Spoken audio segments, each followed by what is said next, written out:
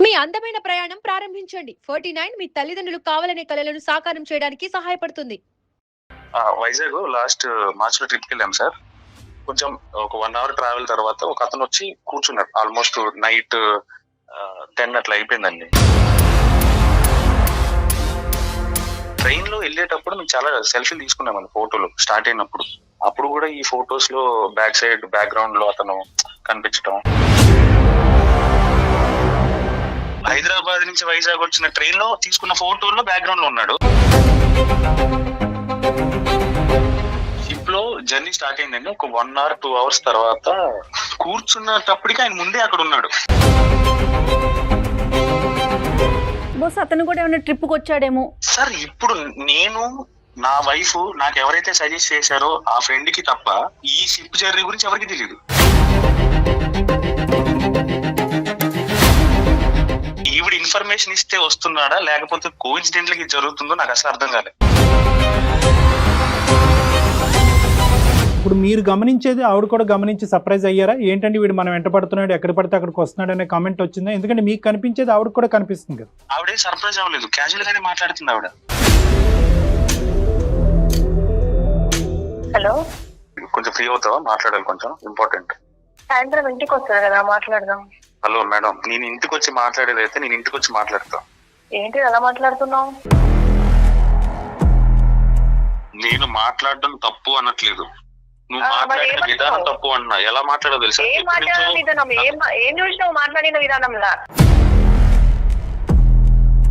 ఏం దగ్గర మాట్లాడాలి? నువ్వు మాట్లాడేది అనుమానం ఏంటి? ఎట్లా పడతావు? నువ్వు ఏం చూసినా పడతావు. రెస్పెక్ట్ ఇవ్వాలి, కనీసం ప్లేస్ పోయింది ఇప్పుడు. నీది అర్థమవుతుందా?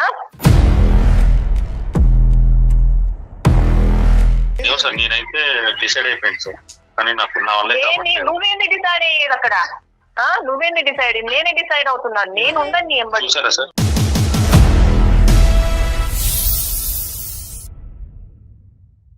అవిస్ హాస్పిటల్ సమర్పించు అందమైన జీవితం కార్యక్రమానికి స్వాగతం. నమస్తే కళ్యాణ్ చక్రవర్తి గారు. శంకర్ అని మనకు ఒక అతను మెయిల్ చేశాడండి. వైఫ్ అండ్ హస్బెండ్ మధ్య ఇష్యూ అండి.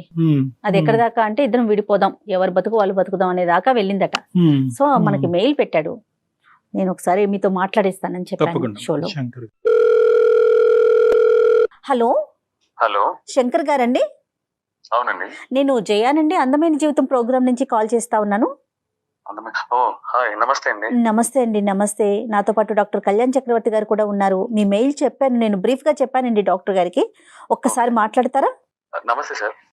నమస్తే శంకర్ గారు, మీకు మ్యారేజ్ ఎంతకాలం అయింది? పిల్లలు ఏమైనా ఉన్నారా? చెప్పండి. మ్యారేజ్ అయ్యి 4 years అయింది సార్. ఓకే.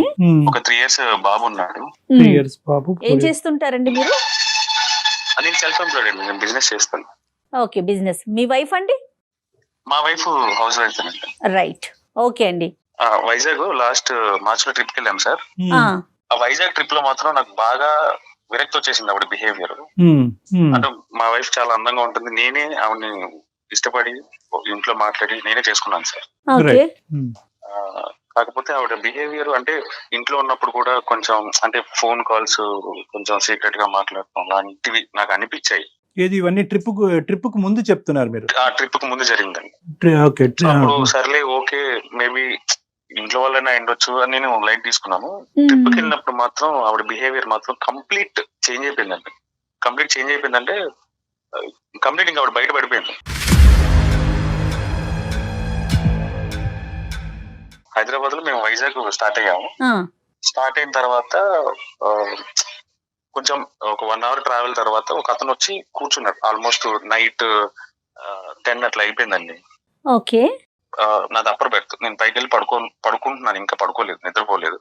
చూస్తూ ఉన్నాయండి. చూస్తూ ఉంటే అతను వచ్చాడు, మాటలు కలిపాడు, అంతా బానే ఉంది, మాట్లాడుకుంటున్నారు ఇద్దరు. నా వైఫ్ కూడా బాగానే ఎంత పాజిటివ్ గా రెస్పాండ్ అవుతుందంటే అంత పాజిటివ్ గా రెస్పాండ్ అవుతుంది. అంటే అడిగిన ప్రతిదానికి నవ్వుతో ఆన్సర్ ఇవ్వటం, ఏదో చాలా రోజుల నుంచి చాలా సంవత్సరాల నుంచి వాళ్ళిద్దరికి ఆ పరిచయం ఉన్నట్టు అంత ఈజీగా మారుతుందండి ఆవిడ. పైనుంచి చూస్తున్నా, నన్ను అబ్జర్వ్ చేస్తుంది, కానీ నేను పడుకున్నానేమో నిద్రపోయి ఉంటానేమో అని అనుకున్నా ఆవిడ. బట్ సడన్ గా నేను చూసేసరికి మళ్ళీ ఆ మాట్లాడడం తగ్గించింది. మీకెందుకు అన్నట్టు మళ్ళీ బిహేవియర్ మళ్ళీ మారిపోయింది. ఓకే. ట్రైన్ లో వెళ్ళేటప్పుడు మేము చాలా సెల్ఫీలు తీసుకున్నామండి ఫోటోలు స్టార్ట్ అయినప్పుడు. అప్పుడు కూడా ఈ ఫొటోస్ లో బ్యాక్ సైడ్ బ్యాక్గ్రౌండ్ లో అతను కనిపించడం. బాబుని కూడా తీసుకెళ్లారా, మీ ఇద్దరే వెళ్ళారండి? బాబుని కూడా తీసుకెళ్ళామండి. బాబు నా దగ్గరే ఉన్నాడు. సో ఇతను మధ్యదారిలో స్టేషన్ లో ఎక్కడం కాదు, ఇతను వేరే చాటు ఉన్నాడు. మీరు పడుకున్నారని తెలిసేటప్పటికి మీ వైఫ్ దగ్గరికి వచ్చి లోవర్ బర్త్ దగ్గర కూర్చున్నాడు. అవునండి, అంతే కదా మీరు చెప్పొచ్చేది? అంతేనండి. సో మాతో పాటు ఇతను ఎక్కలేదు, బట్ ట్రైన్ లో తీసుకున్న సెల్ఫీస్ లో మాత్రం బ్యాక్గ్రౌండ్ లో ఉన్నాడు ఈయన. మేబీ అతను అక్కడే అబ్జర్వ్ చేశాడో లేకపోతే ముందే అబ్జర్వ్ చేశాడో నాకు తెలియదు.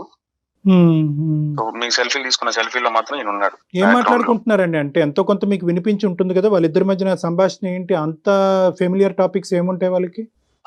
ఎక్కడి నుంచి స్టార్ట్ అయ్యారు అంటే, I mean general family trip, ఈయన ఎవరు, మీ హస్బెండ్, ఇలాంటి క్యాజువల్ గానే అడుగుతున్నాడు ఆయన.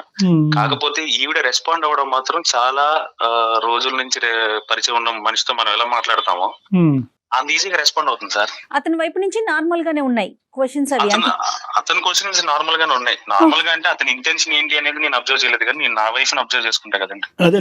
సో ఈవెన్ అబ్జర్వ్ చేసేసరికి అంత పాజిటివ్ గా రెస్పాండ్ అవుతుంది. బేసిక్ గా నా వైఫ్ అందంగా ఉంటుంది సార్, చాలా అంటే చాలా అందంగా ఉంటది. అది నా ఒపీనియన్, నేనే ఇష్టపడి చేసుకున్నాను, అందంగా ఉంటది కాబట్టి. నేను అబ్జర్వ్ చేశాను, అంతా నేను గమ్ముగా ఉన్నా. అంటే నాకు లోపల కొంచెం కోపంగా అనిపించినా గానీ నేనేం అనలేదు. సో తర్వాత మేము మళ్ళీ వైజాగ్ నుంచి అరకు ట్రైన్ జర్నీ బాగుంటుంది అన్నారు. అరకు ట్రైన్ జర్నీ బాగుంటుంది, బొర్రా గృహలు ఇవన్నీ బాగుంటాయి, సో ట్రైన్ లో వెళ్ళండి అని ఎవరో నా ఫ్రెండ్ సజెస్ట్ చేస్తే సర్లే అని అక్కడ కూడా మేము ట్రైన్ తీసుకున్నాం. ట్రైన్ లోనే జర్నీ చేసాం అరకు వరకు. ట్రైన్ ఎక్కాము, అక్కడ కూడా లొకేషన్లు సీనరీ అంతా బాగుంది కదా అని అక్కడ ఫోటోలు తీసుకుంటాం కదా రెగ్యులర్ గా, తీసుకున్నాం. కాసేపటికి మళ్ళీ ఈయన మళ్ళీ అక్కడ కనిపిస్తాడు నాకు.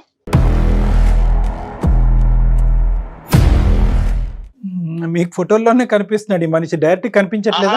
అక్కడ డైరెక్ట్ గా కనిపించాడు ఈయన ఫోటోల్లో. ఈ హైదరాబాద్ నుంచి వైజాగ్ వచ్చిన ట్రైన్ లో తీసుకున్న ఫోటోల్లో బ్యాక్గ్రౌండ్ లో ఉన్నాడు. ఇక్కడ డైరెక్ట్ ఉన్నాడు ఈయన, నా కళ్ళ ముందే ఉన్నాడు. బస్ అతను కూడా ఏమైనా ట్రిప్ కి వచ్చాడేమో. ఓకే, తర్వాత ఏమైందండి? వచ్చుండొచ్చండి, అతను ఒక్కడే వచ్చుండొచ్చు లేదా ఎవరితోనో వచ్చుండొచ్చు, నాకు తెలియదు. వచ్చాడు మళ్ళీ సేమ్ ఎక్కడికి, అరకు వరకా అంటాడు. ఈ ట్రైన్ అరకు కాక ఇంకెక్కడికి వెళ్తుంది అని ఈవిడ రెస్పాండ్ అవుతుంది అలా. అంటే పక్కన నేను ఉన్నాను కదండి, పక్కనే ఉన్నాను కదా, రాత్రి అంటే పడుకొని ఉన్నాను, సో కొంచెం పాజిటివ్ గా రెస్పాండ్ అయి ఉండొచ్చు. ఇప్పుడు నేను పక్కనే ఉన్నాను కాబట్టి ఇలా రెస్పాండ్ అవుతుంది ఇవిడ.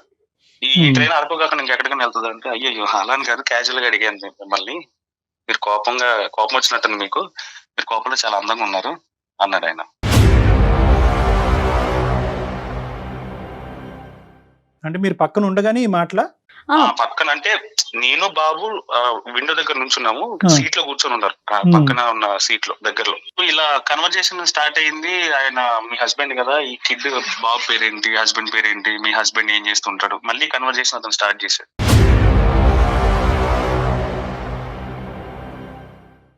సరే మేము అరకు రీచ్ అయిపోయాము. రీచ్ అయిపోయిన తర్వాత ఒక చోట స్టే తీసుకున్నామండి, ఒక రూమ్ తీసుకొని.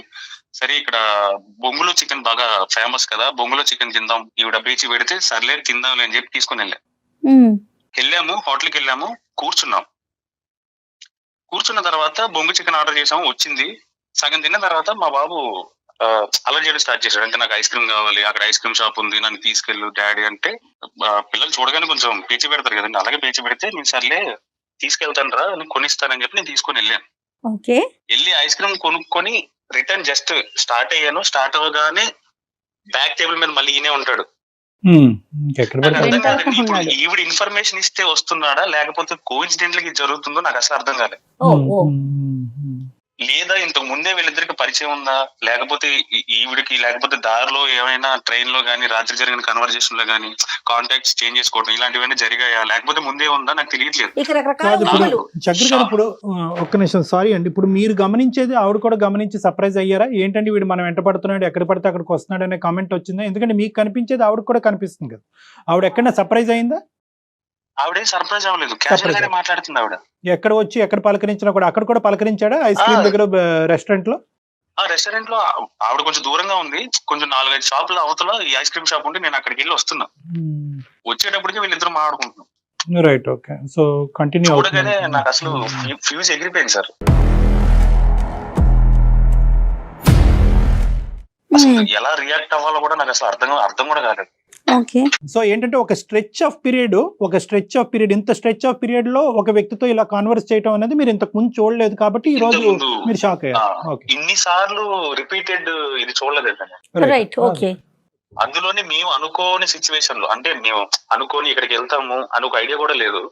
అంటే ట్రావెలింగ్ లో కోఇన్సిడెంట్ గా కలిసినట్టు ఒకటిసారి కలిస్తే ఓకే, బట్ రిపీటెడ్ గా కలిసేసరికి ఇంకా నాకు బర్స్ట్ అయిపోతుంది. కాకపోతే నేను ఇంట్లో లేను, బయట ఉన్నాను. సరే ఇది కరెక్ట్ కాదులే, తర్వాత డిస్కస్ చేద్దాం, ఏదైతే అది అయింది అని చెప్పి నేను ఇంకా సైలెంట్ అయిపోయి నేనేం మాట్లాడలేదు. వెళ్ళిన తర్వాత నేను చూశాను ఒక లుక్, అతను నన్ను చూసి అటెన్షన్ అయ్యాడు, ఓకే వచ్చాడు అన్నట్టు ఏదో అటెన్షన్ అయ్యి ఇటు తిరిగి మాట్లాడుతున్న అతను సడన్ గా ఇటు తిరిగిపోయాడు. సో తిరిగిపోయేసరికి ఇంకా నేను ఈవిడ్ని వెళ్ళిన తర్వాత అడిగాను, ఎవరతను, ఎందుకు అట్లా ఊరికే వస్తున్నా, నీకు ముందే తెలుసా అంటే, నాకేం తెలుసు, నాకు ట్రావెలింగ్ ట్రైన్ లోనే పరిచయం అయ్యాడు అంతే అంటే, లేదు చెప్పు పర్లేదులే నేనేం అనలే అని చాలా నార్మల్ గా అడిగాను ఆవిడ. ఏం మాట్లాడుతున్నారండి మీరు, అవన్నీ మీరు అలా ఎలా మాట్లాడతారు, నాకు తెలిస్తే నేను మీకు ముందే చెప్తాను కదా అంటది ఈవిడ. సర్లే ఇంక ఇక్కడ డిస్కషన్ అనవసరం అని చెప్పి నేను అక్కడ కామప్ అయిపోయాను. బయటకు వెళ్ళినప్పుడు అలాంటి డిస్కషన్ పెట్టుకోవడం, ఆ ట్రిప్ ని స్పాయిల్ చేయడం నాకు ఇష్టం లేదు. సో అందుకని నేను చాలా సైలెంట్ అయిపోయాను. ఈ 4 years మొత్తం మీ 4 years ప్రయాణంలో ఇటువంటి డిస్కషన్ మీ వైఫ్ కి మీకు మధ్యన ఎప్పుడు జరగలే? ఏదైనా వ్యక్తితో ఎందుకు మాట్లాడుతున్నాం, ఎలా మాట్లాడుతున్నాం అనేటటువంటిది రాలేదు. ఇదే ఫస్ట్ టైం శంకర్ గారు వాళ్ళ భార్యని ఇలాగే ఎవరు ఈ వ్యక్తి ఎందుకు అంతసేపు మాట్లాడుతున్నాం అనేది ఫస్ట్ టైం అడగటం, అంతేనండి? అవునండి. అప్పుడు దాకా నేను ఇంత బర్స్ట్ ఎప్పుడు అవ్వలేదు. అప్పటి వరకు చిన్న చిన్న ఇన్సిడెంట్, అంటే ఇప్పుడు ఇంటి పై నుంచి కిటికీలో నుంచి చూసినప్పుడు కూడా నేను 2-3 సార్లు అబ్జర్వ్ చేశాను. అంటే ఎవరిని చూస్తుంది, అక్కడ ఎవరైనా ఉన్నారా లేరని కూడా నాకు తెలియదు. అంటే ఇప్పుడు వంట చేసుకుంటానో లేకపోతే పని చేసుకుంటానో ఇంట్లో ఉన్న కిటికీలో నుంచి ఇలా వంగి చూడటం అది నేను 1-2 సార్లు అబ్జర్వ్ చేశాను. సరే ఓకే, క్యాజువల్ గా చూస్తున్నారేమో నేను లైట్ తీసుకున్నాను, నేను పట్టించుకోలేదు, ఎందుకంటే నా వర్క్ బిజీ. మీరు ఎప్పుడు అడగలేదు? అంటే ఇన్నిసార్లు నేను ఇంత దారుణమైన ఫీలింగ్ నేను ఎప్పుడు ఫేస్ చేయలేదు ఆవిడతో. మేము అరకు నుంచి మళ్ళీ వైజాగ్ వచ్చే ఆన్ ద వేలో నా ఫ్రెండ్ ఒక అతను సడన్ గా కాల్ చేశాడు, ఒక పని చెయ్యి, వైజాగ్ నుంచి అండమాన్ వెళ్ళేదానికి షిప్ జర్నీ ఉంటది, ఒకసారి అక్కడ కనుక్కో, ఒకవేళ అవైలబుల్ ఉంది అంటే కనుక నువ్వు వెళ్ళు అన్నాడు. సో నేనేం చేశానంటే ఇంకో 2 days ట్రిప్ ఎక్స్టెండ్ చేసి వైజాగ్ వెళ్ళిన తర్వాత కనుక్కొని ఆ ట్రిప్, ఆ షిప్ టికెట్ తీసుకున్నాను సార్. ఎక్స్పెన్సివే బట్ ఓకే, మెమరబుల్ ట్రిప్ కదా, మెమరబుల్ గా చేద్దాం, ఎప్పుడో మళ్ళీ వస్తాము, తర్వాత ఇప్పుడు వస్తాం ఎందుకులే అని చెప్పి ఎక్స్పెన్సివ్ అయినా కూడా నేను టికెట్ తీసుకున్నాను. షిప్ లో జర్నీ స్టార్ట్ అయిందండి ఒక 1 or 2 hours తర్వాత. సో షిప్ ఓపెన్ రూఫ్ మీద రెస్టారెంట్ ఉంటాయి కదా సార్, అక్కడికి వెళ్ళి కూర్చుందాము, వ్యూ అది బాగుంది, వెదర్ బాగుంది అని చెప్పి పైకి వెళ్ళి అక్కడ కూర్చున్నాం సార్. కూర్చున్నప్పటికీ ఆయన ముందే అక్కడ ఉన్నాడు సార్. ఇప్పుడు నేను, నా వైఫ్, నాకు ఎవరైతే సజెస్ట్ చేశారో ఆ ఫ్రెండ్ కి తప్ప ఎవరికి షిప్ జర్నీ గురించి ఎవరికి తెలియదు. కోఇన్సిడెంట్ గా 1-2 ప్లేస్లకు రావచ్చు సార్. మరి ఈవిడ ఇన్ఫర్మేషన్ ఇచ్చింది అనుకోవాలా లేకపోతే ఇంకేమన్నా అనుకోవాలా? నాకు కోఇన్సిడెన్సా లేదంటే మిమ్మల్ని మీకు తెలియకుండానే కొన్ని సందర్భాల్లో మీకు తెలిసి అతను ఎక్కడికైతే అక్కడ ఫాలో అవుతూ మీరు ఎక్కడైతే టికెట్లు బుక్ చేస్తారో అక్కడే టికెట్లు బుక్ చేస్తూ అదే షిప్ ఎక్కుతూ అలాగన్నా అయి ఉండొచ్చు. ఇది ఏంటంటే ఒక యాంగిల్లో చూసుకుంటే కనుక ప్రతి అంశం మీ వైఫ్ అతనికి చెప్పటము, అతను మీ వెంట రావటం అనేది ఒక యాంగిల్ అయితే, మీకు తెలియకుండానే అతను బ్యాక్గ్రౌండ్ లో ఫాలో అవుతూ ఈ రకరకాల ప్లేసెస్ కి మీతో పాటు విజిట్ చేస్తూ మీ వైఫ్ తో సంభాషణ చేయడానికి ప్రయత్నం చేస్తున్నాడని అనుకోవచ్చు. ఏమండి? సో ఇక్కడ మీ వైఫ్ కాంట్రిబ్యూట్ చేస్తుందా ఈ డిస్కషన్స్ కి, లేదంటే అతనుగానే ఫాలో అవుతూ వస్తున్నాడా, దాన్ని మీ వైఫ్ ప్రోత్సహిస్తుందా? ఈ 2 యాంగిల్స్ లో మనం చూడాలి. తర్వాత ఏమైంది సార్? ఇంకా నేను సర్లే ఈ ట్రిప్ అయిపోయిన తర్వాత ఇంకా డైరెక్ట్ నేను హైదరాబాద్ తీసుకుని వచ్చాను. వెంటనే తీసుకుని హైదరాబాద్ వచ్చాను. మెమరబుల్ గా ఉండవలసిన ట్రిప్లు ఇంకో విధంగా మెమరీస్ పెంచుతున్నాయి. చెప్పండి సార్, హైదరాబాద్ వచ్చిన తర్వాత ఏమైందండి? కాంటాక్ట్ నెంబర్ ఏమన్నా ఎక్స్చేంజ్ చేసుకున్నారా, నాకు నిజం చెప్పు అని నేను గట్టిగా అడిగాను సార్. అసలు నాకు అర్థం కావట్లేదు, మీరేంటి ఇలా మాట్లాడుతున్నారు అంటది. క్వశ్చన్ చేస్తే ఆవిడ స్కిప్ చేసి నడిచి వెళ్ళిపోవటం, లేకపోతే నువ్వు మీరేంటంటే ఇలా మాట్లాడుతున్నారు, అసలు ఎక్స్పెక్ట్ చేయలేదు మీ దగ్గర నుంచి ఇలాంటివి అనేసి ఒకటే మాట ఎక్కువ మాట్లాడదు ఆవిడ, వెళ్ళిపోతుంది. ఒక హస్బెండ్ కి ఇవ్వాల్సిన మినిమం అటెన్షన్, మినిమం రెస్పెక్ట్ ఈ డిస్కషన్ వచ్చినప్పుడు ఉండదు సార్. మిగతా విషయాలంతా ఓకే, మిగతా విషయాలు ఓకే, అడుగుతుంది ఏదో ఊరికే ఏం కర్రీ చేయమంటారు, ఎప్పుడు వస్తారు, ఏ టైంకి వస్తారు, వచ్చే ముందు కాల్ చేయండి, ఇలాంటివన్నీ చెప్తారు. మరి వచ్చే ముందు కాల్ ఎందుకు చేయాలి అర్థం కాదు. నా ఇంటికి నేను రావడానికి ముందే ఇంటిమేట్ ఎందుకు చేయాలి సార్? అలా కాదులేండి, అంటే సేఫ్ గా బయలుదేరారా, సేఫ్ గా వచ్చారనే ఉద్దేశంతో చాలా లేదా మంది కాల్ మీకోసం ఏదైనా ప్రిపేర్ చేసి ఉంచటానికో అట్లా ఉంటది కదా. మీరు ఇలాగ ప్రశ్నించేటప్పటికి ఈ రోజు కంగు తినచ్చు. ఎటొచ్చి ఏంటంటే ఈసారి మాత్రం ఈ ట్రిప్ లో కోఇన్సిడెన్స్లు ఎక్కువైనాయి. నెంబర్ 1. అవును సార్, నెంబర్ 2 అవును ఏంటంటే మీకు ఇంత ఫ్రీ టైం ఇంతకు ముందు దొరుకుండదు. అంటే మీ వైఫ్ అవును సార్. యొక్క బిహేవియర్ చూడటానికి ఇంత ఫ్రీ టైం దొరుకుండదు. నెంబర్ అవును 3 ఏంటంటే ఒకే వ్యక్తితో ఇంతసేపు మాట్లాడినటువంటి సందర్భం కనిపించకపోయి ఉండొచ్చు. కాబట్టి ఈ రోజు ఆ లోపల దాగినటువంటి ఏదైతే అనుమానాలు కానీ డౌట్స్ కానీ ఉన్నాయో ఆ ఉప్పెనలాగా ఈ రోజు బయటకు పొంగుకుని బయటకు వచ్చినాయి. అది ఆవిడ ఎప్పుడు ప్రతిసారి అనుమానం పడి ప్రతిసారి ప్రశ్నించే భర్త అయితే కనుక పెద్ద ఫీల్ అయ్యి ఉండేది కాదు. ఒకేసారి ఈవిడ మీద ఇలా విరుచుకుపడేటప్పటికి ఆవిడ కంగు తిని ఎక్కువ మాట్లాడకుండా ఇది అయిపోయి ఉండొచ్చు. మీరు మెయిల్ ఎందుకు చేశారండి? దీని వెనకాల రీజన్ ఏంటి? ఏం ఎక్స్పెక్ట్ చేస్తున్నారు మీరు? మెయిల్ ఎందుకు చేశానంటే నేను ఒక డెసిషన్ కి వచ్చానండి. నేను ఈ నుంచి డైవర్స్ తీసుకోవాలని అయ్యయ్యో. డెసిషన్ కి వచ్చి అదేంటి సార్? మా ఇద్దరి కన్వర్జేషన్ అంటే ఆవిడ పర్సెప్షన్ నా పర్సెప్షన్ రెండు విన్న తర్వాత నేను తీసుకున్న డెసిషన్ కరెక్టా కాదో మీరు ఒకసారి చెప్తారు, దాన్ని బట్టి నేను ఫాలో అవుదామని నేను మీకు మెయిల్ చేశాను సార్. పెద్దవాళ్ళ వరకు ఇంకా వెళ్ళలేదు కదా శంకర్ గారు? ఇంకా వెళ్ళలేదండి. ఒకసారి ఆవిడ ఉంటే ఇవ్వండి ఫోన్. నేను బయట ఉన్నాను సార్, ఒకసారి నేను ఆవిడ కాల్ చేసి కాన్ఫరెన్స్ లో తీసుకున్నాను. రైట్, విషయం చెప్పండి. ఇట్లా కళ్యాణ్ గారు ఉన్నారనేసి విషయం చెప్పి కనెక్ట్ చేయండి. Okay sir, okay. జనరల్ గా అనుమానం ఉన్నప్పుడు కళ్యాణ్ గారు ప్రతి కదలికలోనూ మనం ఎన్నో ఎత్తుక్కోవచ్చు. ఒక వ్యక్తి మీద మనకు అనుమానం, అది ఆడైనా మగైనా. అంటే ఏంటంటే ఇలాంటి సమయాల్లో ఏమవుతుందంటే మేడం, రామాన్న బూతులాగే అనిపిస్తుంది ఇక్కడ. కాబట్టి ఒకటి అమ్మాయి షాక్ అయ్యి ఉంటది. ఇప్పటి వరకు ప్రశ్నించిన 4 years లో ప్రశ్నించిన భర్త ఇప్పుడు ఎందుకు ప్రశ్నిస్తున్నాడు? Okay okay. హలో హలో, ఏం చేస్తున్నావు? బాబుకి టిఫిన్ చేస్తున్నాను, చెప్పండి. ఓకే, అదే కొంచెం ఫ్రీ అవుతావా? మాట్లాడాలి, కొంచెం ఇంపార్టెంట్. సాయంత్రం ఇంటికి వస్తారు కదా, మాట్లాడదాం. హలో మేడం, నేను ఇంటికి వచ్చి మాట్లాడేది అయితే నేను ఇంటికి వచ్చి మాట్లాడతా. ఫోన్ ఎందుకు చేసి 10 నిమిషాలు పక్కకు రాని ఎందుకంటాను నేను? నాకు తెలీదా ఎలా మాట్లాడాలి? ఇంట్లో మాట్లాడేది అయితే నేను ఇంటికి వచ్చాక మాట్లాడతా. ఏంటి అలా మాట్లాడుతున్నావు? సరే, ఇప్పుడు సుమన్ టీవీలో ప్రోగ్రామ్ ఉంది అందమైన జీవితం అని చెప్పి. ఆ ప్రోగ్రామ్ నుంచి కళ్యాణ్ చక్రవర్తి గారు లైన్ లో ఉన్నారు. సో నేను ఆయనకి మెయిల్ చేశాను మన గురించి. మన గురించా? మన గురించి ఏముందని మెయిల్ చేసామండి. మన గురించి ఏం లేదా? ఏముంది? ఉంది కదా, వైజాగ్ ట్రిప్ ఉంది కదా, అది చాలు కదా. ట్రిప్ గురించి చెప్పడానికి కాల్ చేసావా అక్కడ? ట్రిప్ గురించి అని కాదు, మన ఇద్దరి మధ్య తర్వాత జరిగిన డిస్కషన్ లో నేను తీసుకున్న డెసిషన్ వాళ్ళకి చెప్తామని నేను వాళ్ళకి మెయిల్ చేశాను. వాళ్ళు ఇప్పుడు కాల్ చేశారు, మా లైన్ లో ఉన్నారు, ఒకసారి మాట్లాడు. నమస్తే అండి. నమస్తే, మీ పేరండి? సారీ, నేను జయాని మాట్లాడుతున్నా, అందమైన జీవితం ప్రోగ్రామ్. నా పేరు పల్లవి అండి. పల్లవి గారు నమస్తే అండి. సారీ అండి, మిమ్మల్ని ఇలా సడన్ గా లైన్ లోకి తీసుకొని ఇబ్బంది పెడుతున్నాము. వేరే రకంగా అనుకోవద్దు. జస్ట్ ఒక చిన్న ఇష్యూ, దానికి సంబంధించి డాక్టర్ కళ్యాణ్ చక్రవర్తి గారు కూడా మనతో పాటు స్టూడియోలో ఉన్నారు. అమ్మ పల్లవి. సార్ నమస్తే సార్. నమస్తే అమ్మ. నమస్తే పల్లవి. అమ్మ కొద్దిగా క్లిష్టమైనటువంటి పరిస్థితి, నేను కాదనట్లేదు. అతనికి ఏంటంటే నెంబర్ 1 అతను మీకు చెప్పకుండా ఇలా ఫోన్ కలపటము, ఇంటికి వచ్చేటటువంటి డిస్కషన్ కాదు, ఇప్పటికిప్పుడు తేలాలి అనేటటువంటి మాట అంటాం. బహుశా అతను పడేటటువంటి టెన్షన్ కూడా అలా ఉందేమో, అది మనం అర్థం చేసుకోవాలి. ఇప్పుడు ఆ వివరం మీరు చెప్తేనమ్మా అసలు ఇది ఏ విధంగా ప్రొసీడ్ అవ్వచ్చు, సో దట్ ఈ ఇష్యూ ఇక్కడ క్లోజ్ చేసి మీరు హ్యాపీగా ముందుకెళ్ళడానికి అవకాశం ఉందా లేదా అనేది మనం ఆలోచించవచ్చు. ఆ ఇష్యూ ఏంటనేది మీకు తెలుసు కదా? అవును తెలుసు సార్. ఏమైందమ్మా పల్లవి? నార్మల్ ట్రిప్ కి వెళ్ళాము కదా సార్, అందులో విషయం ఏముంటుంది?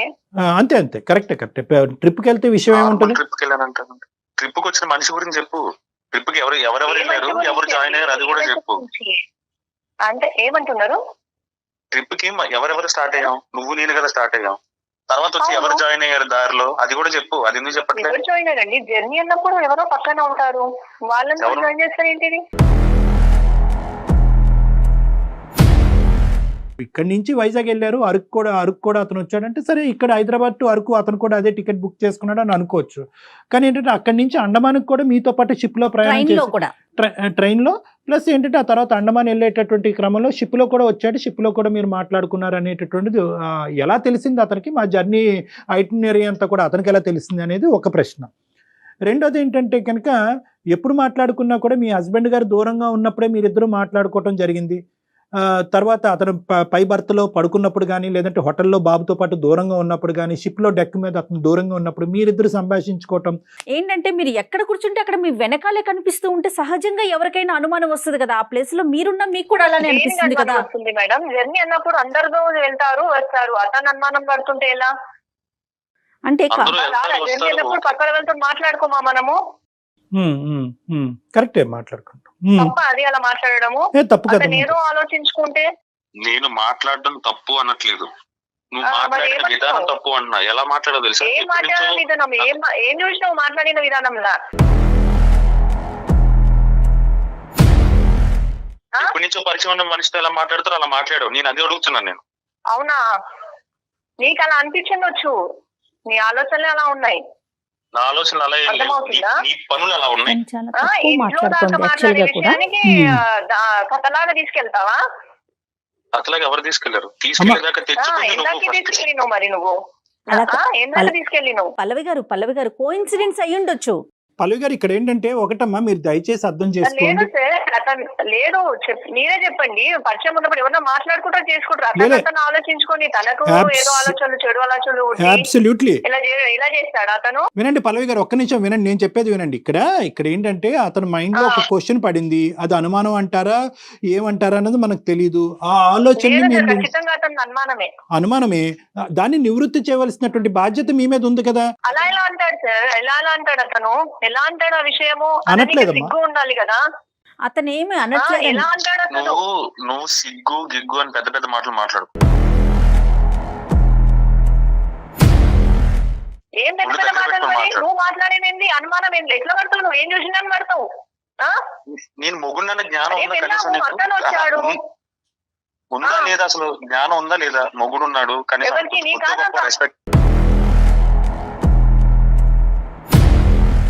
రెస్పెక్ట్ ఇవ్వాలి, కనీసం ప్లేస్ పోయింది ఇప్పుడు. నీది అర్థమవుతుందా?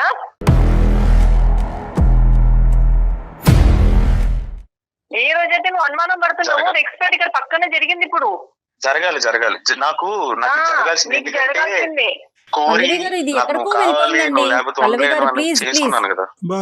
బాబు బాబు నాకు చాలా బాగా జరిగింది. నేను మా అమ్మ నాన్నని కాదనుకోండి, నువ్వు ఎంచుకున్నాను కదా, అది చేసిన పెద్ద. ఇప్పుడు అర్థం అవుతుంది నాకు.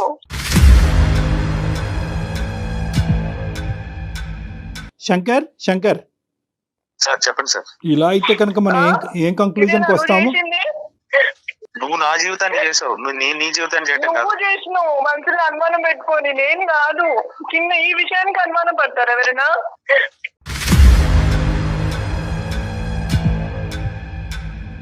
సమస్య వచ్చినప్పుడు దానికి పరిష్కారం చూసుకోవాలి కదా. ఏంటి చెప్పండి అమ్మ. ఒకటి అమ్మ పల్లవి, ఇది అనుమానమే, ఓకే అనుకో కాసేపు, కానీ ఇది ఇప్పుడు నేను అందరినీ తను అనుకుని మా పేరెంట్స్ ని అందరిని వద్దుకొని తన నమ్మి నేను అవును కరెక్టే. కానీ అమ్మ 4 సంవత్సరాలు నువ్వు నమ్మి వచ్చినందుకు అతను బాగా చూసుకున్నాడు, నువ్వు బానే ఉన్నావు. ఈ సంఘటన జరిగేంత వరకు మీరిద్దరు చాలా అన్యోన్యంగా హ్యాపీగానే ఉన్నారు. ఇక్కడ ఒకే ఇష్యూ నువ్వు కూడా గుర్తు పెట్టుకోవాల్సింది ఏంటంటే 100 సార్లు అనుమానం అనొద్దు. ఈ 4 సంవత్సరాలు కూడా అతను నిన్ను పల్లెత్తు మాట అనలేదు, నీ వైపు వేలెత్తి చూపెట్టలేదు. మేమెవరు కూడా ఇది అనుమానం అనట్లేదు. ఇది ఒక ఆలోచన అతని మైండ్ లో వచ్చింది. ఆ ఆలోచన నివృత్తి చేయవలసినటువంటి బాధ్యత మీ మీద ఉంది. చెప్పాలి అనుకుంటే చెప్పచ్చు, వద్దు అనుకుంటే ఇక్కడతో ఆగిపోవచ్చు.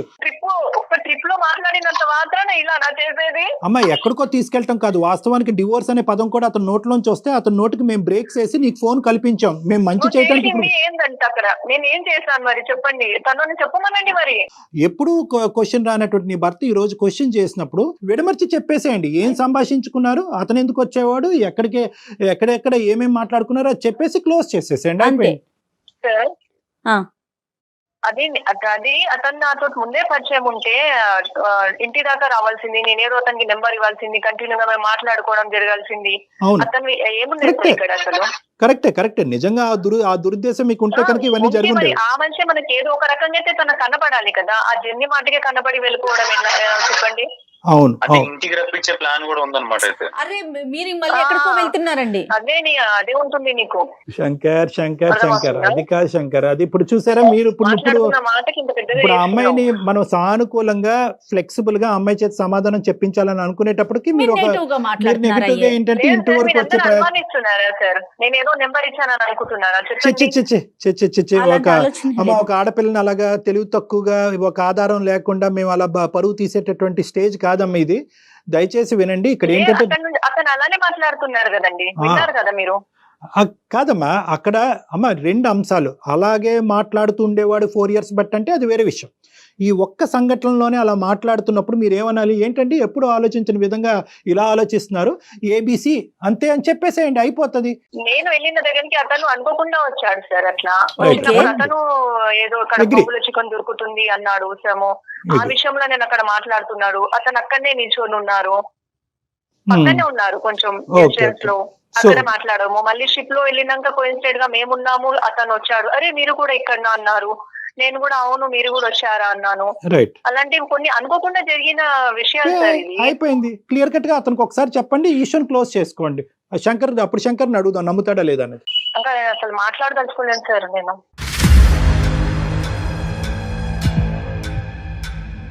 అతను మాట్లాడదలుచుకోలేను ఇంకా. ఏమంటమ్మా నువ్వు కూడా చెప్పండి. ఇంత వివరంగా చెప్పారు కూడానా శంకర్? ఇది basic structure of the issue. ఇది శంకర్ ఏముందని చెప్తాడు సార్. ఏం లేదు, నేనైతే డిసైడ్ అయిపోయింది సార్. కానీ నాకు నా వల్ల నువ్వేంది డిసైడ్ అయ్యేది అక్కడ? నువ్వేంది డిసైడ్? నేనే డిసైడ్ అవుతున్నాను. నేను ఆ రోజు నేను ఇంట్లో క్వశ్చన్ చేసినప్పుడు ఏ రోజు ఇదే ఆన్సర్ ఆ రోజు నేను ట్రిప్ కి వెళ్ళి వచ్చిన తర్వాత ఇంట్లో మన దగ్గర డిస్కషన్ అయినప్పుడు నేను క్వశ్చన్ చేసినప్పుడు సైలెంట్ గా నువ్వు ఎందుకు వెళ్ళిపోయావు? తప్పు చేసింది కాబట్టి సైలెంట్ గా ఉందని ఎలా అనుకుంటాం? నేను ఒక మనిషి మాట ఒక టోను విన్న తర్వాత బాగా అసెస్ చేయగలను అనేటటువంటి నమ్మకం నాకు ఉంది. మీకు ఒక బిడ్డ ఉన్నది, దయచేసి జీవితాన్ని బాబు ఉన్నాడు, బాబు ఉన్నాడు, దయచేసి ఈ చిన్న ఇది అతి చిన్న, ఇంతకంటే అతి చిన్న కారణం అంటూ ఏది లేదు. ఇంత భయంకరమైనటువంటి కారణాలకి మీరు విడాకులు తీసుకుంటే కనుక ప్రపంచంలో భార్యాభర్తలు ఎవరు కలిసి ఉండరు. అమ్మా తన పైన నాకు ఎలాంటి చెడు లేదు సార్. తను ఇదంతా ఆలోచన చేసుకుని నన్ను దూరం చేసుకుంటున్నాడు తప్ప తనంటే ఇష్టము గానీ ఇలా చేస్తున్నాడు సార్. తను ఏదేదో ఆలోచించుకోవడం తప్పు కదా. నేను నిజంగా చెప్తున్నాను కదా, అదే చెప్పేది. నేను నిజంగా చెప్తున్నా, మనకి జరిగిన 4 డిస్కషన్ లో 5 డిస్కషన్ లో జరిగాయి కదా ట్రిప్ కి వచ్చిన తర్వాత. డిస్కషన్ లో నువ్వు ఇంతసేపు నాతో మాట్లాడావా? కదా అది ఏదైనా నేను తనకు నంబర్ ఇవ్వడం గానీ ఎలా శంకర్ గారు 5 డిస్కషన్లు అయినాయి శంకర్. 6వ డిస్కషన్ లో చెప్పింది కదా ఆయన, క్షమించి వదిలేయచ్చు కదా, ఇంకా అయిపోయింది సబ్జెక్టు. మీ ఇద్దరి మీద ఎంత ట్రస్ట్ నమ్మకం ఉన్నా కూడా ఒక బయట నుంచి వచ్చేటటువంటి ఒక థర్డ్ శక్తి ఏదైతే ఉందో అది మీ జీవితాల మధ్యన నిప్పులు రేపచ్చు. కాబట్టి అటువంటి పరిస్థితి ఉంటే కనుక ఆపోజిట్ పార్ట్నర్ని వెంటనే ఇన్వాల్వ్ చేసేయండి. ఇదే ఈ రోజు మనం నేర్చుకోవాల్సినటువంటి ఒక మోరల్. అంతే చాలా కరెక్ట్ చెప్పారు కళ్యాణ్ జీ. అవకాశం ఉంటే కళ్యాణ్ గారిని ఒకసారి పర్సనల్ గా కలిసే ప్రయత్నం చేయండి. మీ ఇద్దరిలో ఉండే ఇంకా నెగిటివిటీ ఏమైనా ఉంటే కనుక అది నివృత్తి చేసుకుని క్లియర్ చేసుకుని సాఫీగా ముందుకు ప్రయాణం చేయండి. డైవర్స్ అనేటటువంటి దానికి 1% కూడా ఇక్కడ అవకాశమే లేదు. అసలు ఆ ఆలోచన తీసేయండి ప్లీజ్ ఇద్దరు కూడా. All the best both of you. Right good luck. చాలా సంతోషం. మంచిగా అర్థం చేసుకుని మంచి కంక్లూజన్ కి వచ్చాం. ఆల్ ద బెస్ట్ అమ్మ both of you. Thank you. Right Kalyan ji. Right Jaya garu. సమర్పిస్తున్న వారు అవిస్ హాస్పిటల్.